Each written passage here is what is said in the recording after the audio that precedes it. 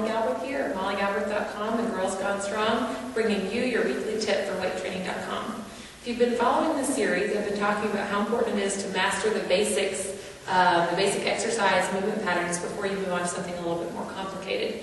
Last week I discussed the squat, and this week I'm going to discuss the hip hinge pattern. The hip hinge pattern is what you do when you deadlift or do pull-throughs or kettlebell swings or any kind of hip-dominant exercise like that. And it's really, really important. I actually find it's one of the hardest movement patterns for most people to get down.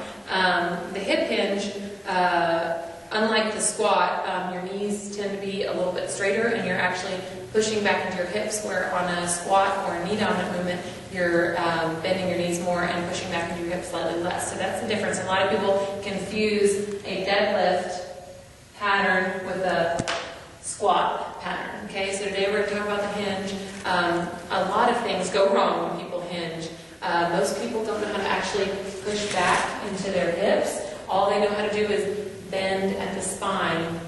And for some reason they have a really, really hard time, whether it's their hamstrings feel tight, whether they're actually tight or not is sometimes up for debate, but their hamstrings feel tight, or their hips are not very mobile, or they're so weak they don't actually know how to load their weight in their posterior chain. People have lots of problems with it. So one of the first things that we show people how to do is called a broomstick RDL.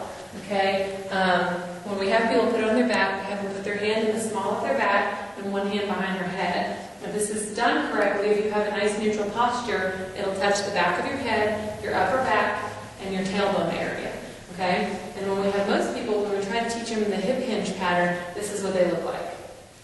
Okay? They bend at the spine instead of hinging at the hip. And as you can see, the PVC comes off of, either comes off of their low back. Sometimes if they hyperextend, it'll come off of their upper back. I don't know if you can see that there. And sometimes if they jet their head forward or jack their head back, it won't be at the right place on their head either. So again, it should touch the top of your tailbone, your upper back, the back of your head. For this particular exercise, I start out with my feet about hip width apart. Knees are soft. You definitely don't want to lock your knees out, okay? That's not what you want to be doing in this pattern. Knees are soft. And you're going to push back in your hips. Think about kind of putting your butt on the wall behind you, so drive your hips back and stop when you feel your hamstrings catch. Then you'll come back up and squeeze, bring your hips all the way through, push back. And again, you'll see it's maintaining 3 points of contact on my back. Okay, if I were to hyperextend, it would come off my upper back. If I were to round, it would come off of my lower back.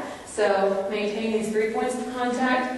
Drive your hips back. Don't worry about how far you can go down. The most important part is to keep the pattern correct. A lot of times people will push back, find where they kind of stop, and then keep trying to push. That's not necessary. All that's going to do is possibly cause injury or cause you to lose your form somewhere else. So like for example, when I do an RDL, I only get to about here before my hamstrings catch and then come back up and squeeze. The broomstick RDL is my favorite teaching tool for that.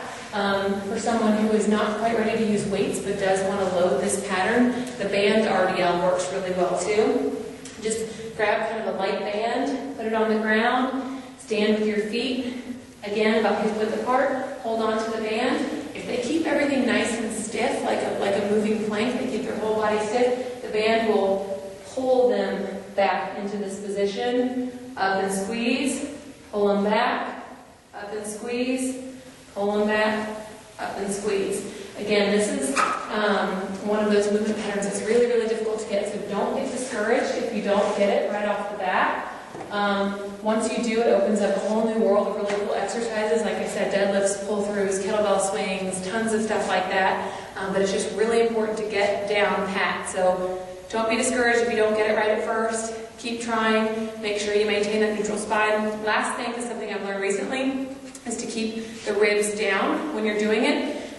Keeping your chest up, we'll go through. So neutral head, chest up, everything in your core locked in nice and tight, hinge back at the hip, knees soft. Keeping the ribs down is going to be really important because again, like I showed you last week in the squat video, it keeps you from going into this major hyperextension. So head neutral, chest up, ribs down, nice tight core, drive back into your hips, and keep your knees soft. That is the hinge pattern. So hope you guys enjoyed the video. If you haven't watched last week's on the squat, definitely watch that. And keep your eyes peeled for next week because I'm going to have lots more cool stuff coming your way. So Molly Galbraith, mollygalbraith.com, and Girls Gone Strong, bringing you your expert tip for weighttraining.com. Hope you enjoyed it.